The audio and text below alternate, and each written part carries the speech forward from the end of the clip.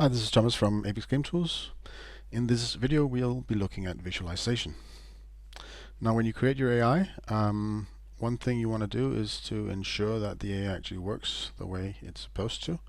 And one of the important tools for doing that is visualization. We have two different forms of visualization in Apex Utility AI. We have the in-editor visualization that allows you to look at the decision-making process, so you can follow that in the AI itself, in the editor windows. And then we have in-scene visualization, which lets you draw stuff in the scene using GUI and gizmos to visualize actions, visualize scores, and so forth. So we'll be starting by looking at the in-editor visualization, and then we'll be looking at the in-scene visualization after that. So as you can see, we have two different AIs open. We have the player move AI down here, and we have the player action AI open over here. So let's have a look at how it works. I'm just going to start the scene. Right now you can see nothing really happens. It looks as it did in the editor or in edit mode. To enable visualization, you need two things. Well, you need to enable it if it isn't already enabled. You can see we have a button down here. This is only visible in play mode. Simply check that, and visualization is then enabled. Now still nothing happens because we also need to know who to visualize. The AI will need to know which entity to visualize. So you need to select the game object that you want to visualize. So we're going to visualize our little hero. So we just select him in the hierarchy, and there we go. Now we have visualization, and we can follow the decision process of each of the AIs. Now we're just going to go through these, how it works. So as you can see, we have on the left-hand side on each of the selectors, you have color coding. This means that if it's green, that particular qualifier was selected on the last run of the AI. And the rest of the qualifiers will be orange. In addition, we have next to each of the qualifiers, you will see a score. This is the score that was scored last time the AI was run for this particular qualifier. And then we have for selectors, those actions that actually move on to other selectors. We have also a highlighting of the connection. Obviously, since we only have two selectors, this is basically always green. But in cases where, as you just saw there briefly, he was actually in idle mode, then it stopped being selected. Some of the qualifiers also have a small triangle next to them. This means they can be expanded, and this also means that they are the type of qualifier that has numerous scores as children. And it uses those to actually define the score. So if we take, for instance, this one over here, move to power up, and we expand that, you can see that it has two scores, and then you can also follow the score of each of those. If you remember how this one works, it is a qualifier, an all or nothing qualifier, meaning that it will score if both of its scores score above a threshold, otherwise it won't. So as you can see right now, it has scored 0, and this is because the first one didn't score anything. It scored 0, and the second one actually didn't even get to score anything. It wasn't called at all, because it didn't have to, because the first one didn't actually score above the threshold. So this also means that if you do create qualifiers like this one, where you have an all or nothing qualifier with multiple scores beneath, then you should have the scorer, the least expensive scorer, as the first one, so that the rest of the scores do not need to be evaluated if the first scorer does not score above the threshold. So that's basically it in terms of how the visualizer works and what you can see. Now there are a few more things to see in the visualization. As you can see, we have this little box in the editor where we have the currently visualized entity. Now if I change an entity to somebody else in the hierarchy, it will attempt to visualize that particular entity. Now since the only one actually having AIs attached is this little guy, that, as you can see, no visualization will show up because either they do not have any AI or they do not have this particular AI. So if you have multiple entities with AIs and you want to stick to showing a specific entity even though you change around over here, for instance, if you have one entity with this one on but multiple entities with this, but you only want to show the move for this guy and stick with that, you can simply stick it and it will keep its reference to that guy even though you change to somebody else. So now you can see this one actually changed, but this one just kept where it was. You can also click the entity if you want to reselect it in the hierarchy, and so forth. Now while the visualizer lets you see when different things happen by looking at all the green markings, it can be a little bit difficult to actually follow it and see what when things happen, because things may happen quite briefly because the AI runs at a short interval. For instance, as you saw there, when we saw he actually moves towards a power-up, it only happens very briefly because it's a decision he makes quite rarely. So in order to actually be able to see or stop maybe when things happen, you have the option of setting breakpoints. To do that, you simply right-click the qualifier that you want to break at, and then you say set breakpoint. Now you can set breakpoints at as many qualifiers as you want.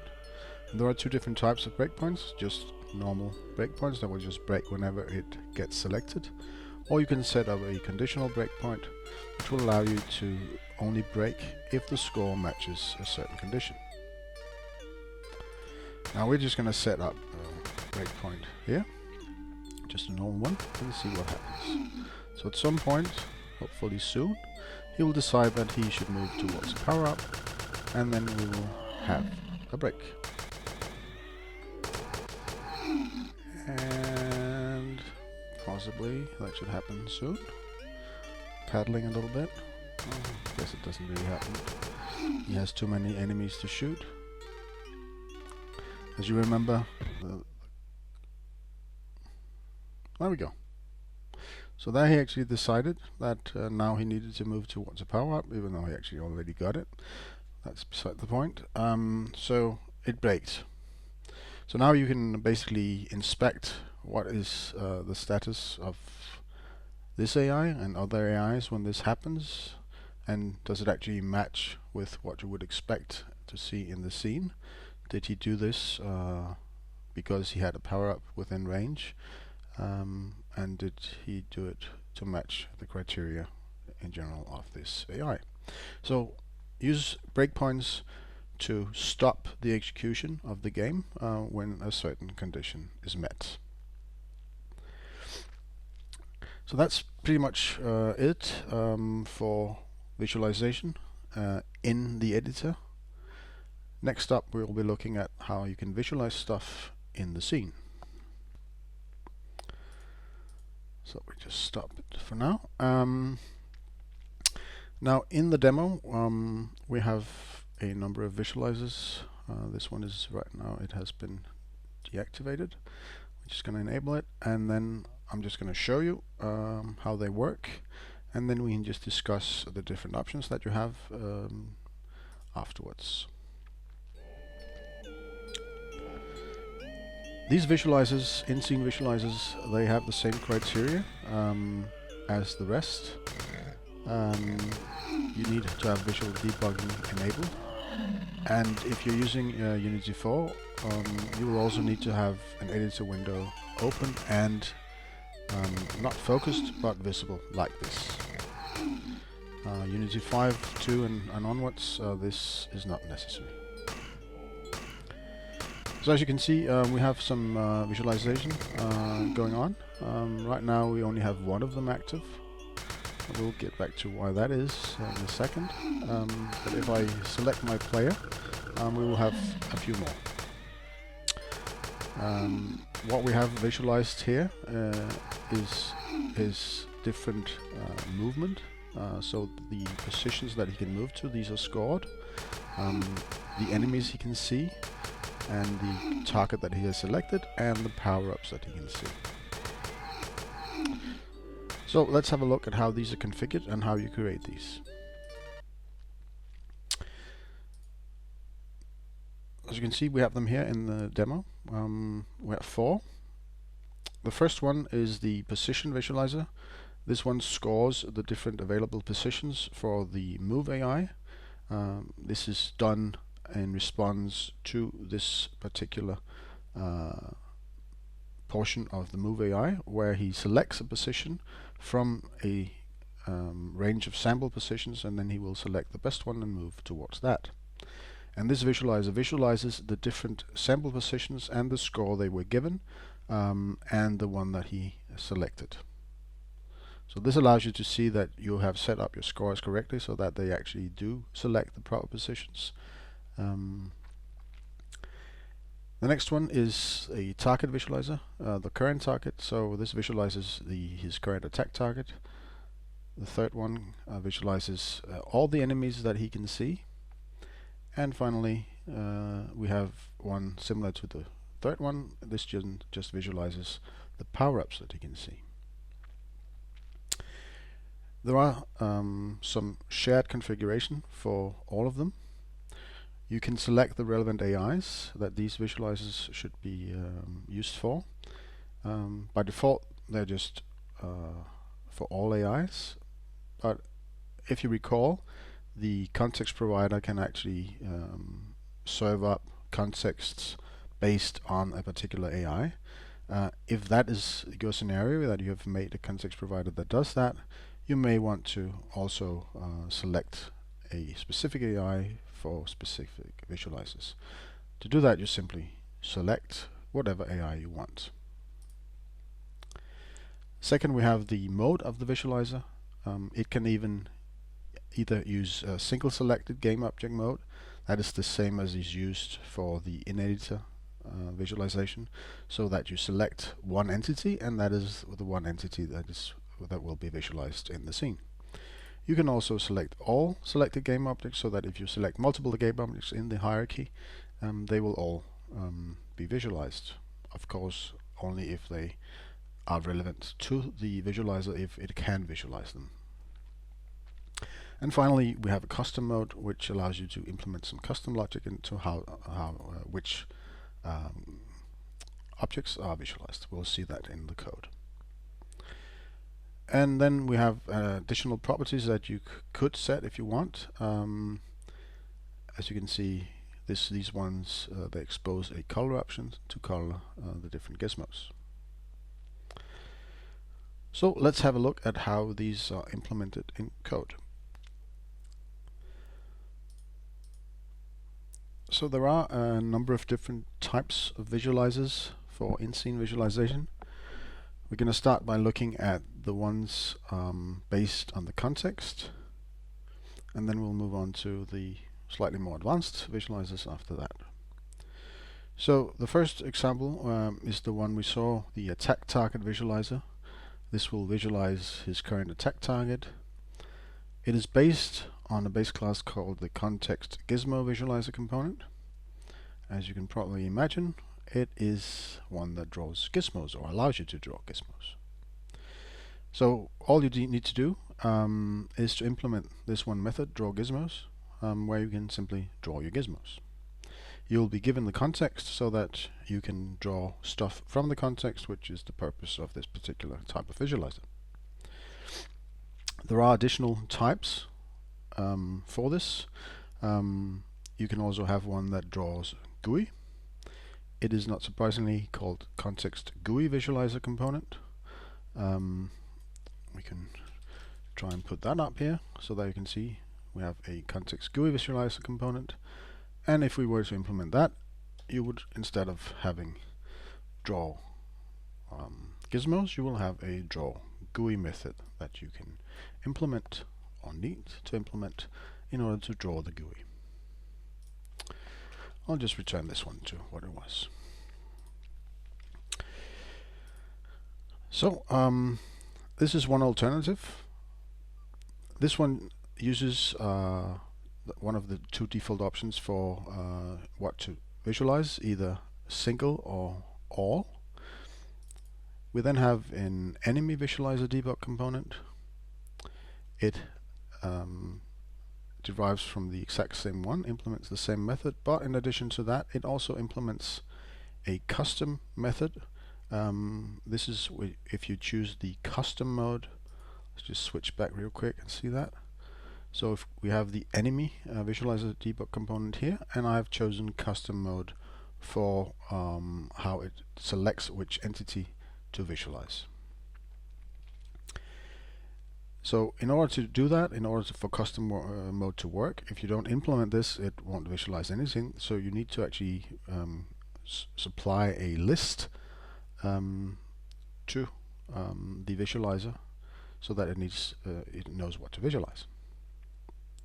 And instead of returning game objects, what you want to return is all the contexts that you want to get visualized. As you can see, what it takes as a parameter is a buffer of contexts. This will come in empty, and you need to fill it with the contexts you want to have visualized. It will also be given the relevant AI ID, which corresponds to the AI that you selected here. If you didn't select anything, the default setting all, this will just be an empty GUID. But you can just use it as it is when you do the call to get context. So let's just look at this implementation. So in here we have an entity manager. It has a reference to all players. This is obviously a game-specific thing. But what it does then is that if we actually have some players, it will then loop through these players and get the context of each of the players. Now, in this game we only actually have one player by default, but we have set it up so that you can actually add additional players if you want. So that is why it is a little more complex than just having a single reference to the one player. So you can basically return whatever context you want to have visualized using this method.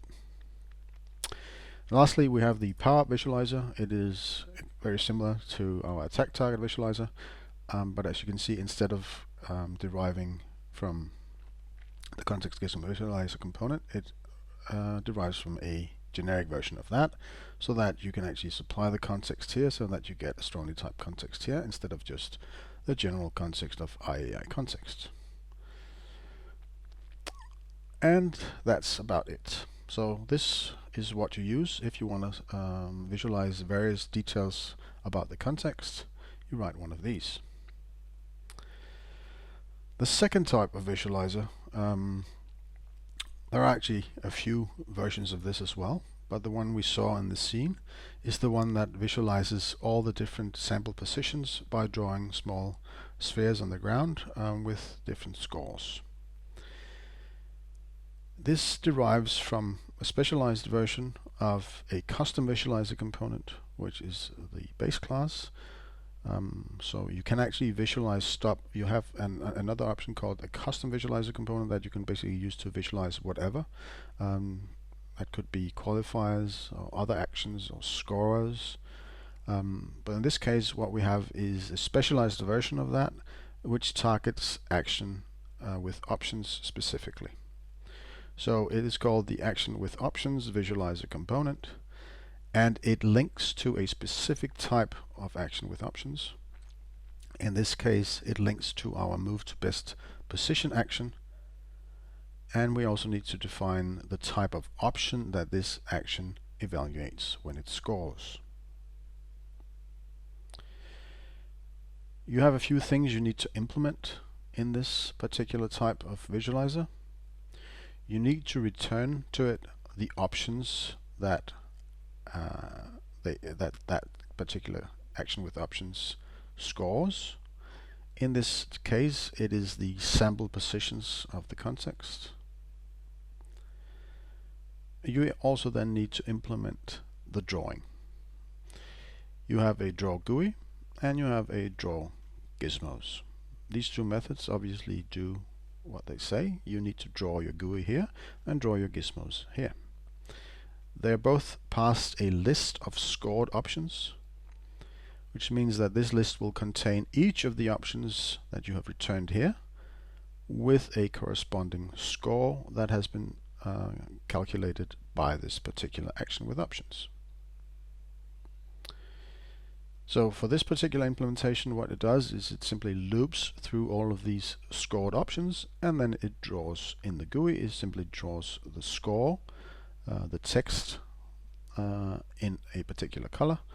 And similarly for the gizmos, it also loops through the different scored options, and it will then draw a colored sphere, and the color then depends on how far the score is from the maximum score.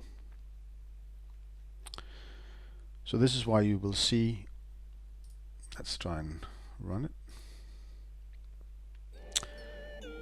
We'll select him, and he will then show all these spheres on the ground.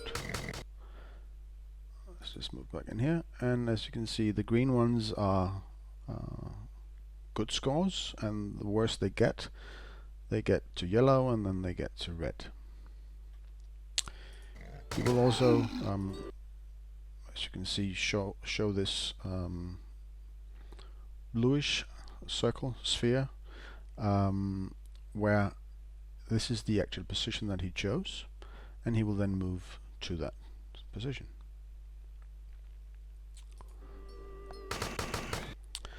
So that's it for visualization, how the in-scene visualizers work. Now a few more notes on that.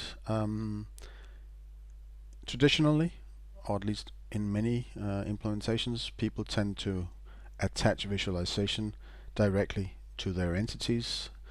You are of course free to do that, but we have, with this implementation, we have put it so that you can define your visualizers in one place, and then once you need to launch your game, you can simply delete all these visualizers, because obviously you do not want these in your game.